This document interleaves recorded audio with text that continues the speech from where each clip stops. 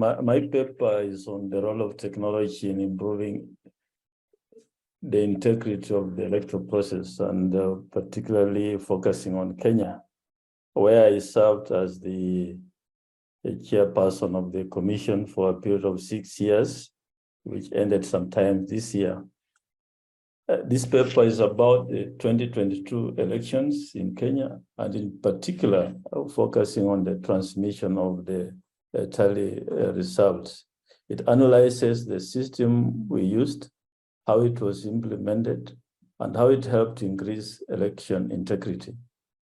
The paper highlights the importance of speed, transparency, and auditability in making the tally reports publicly available, and sets a standard that can be applied to election practice in other countries in the region.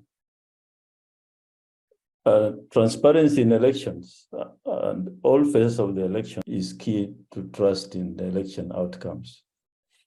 To achieve this, timely publication of election results is consequential.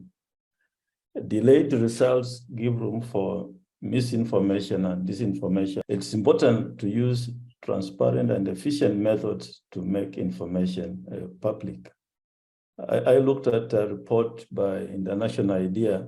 It says that 56% of disinformation attacks target the voting period, and especially transmission of results period. This is a study International IDEA carried on over 100 elections.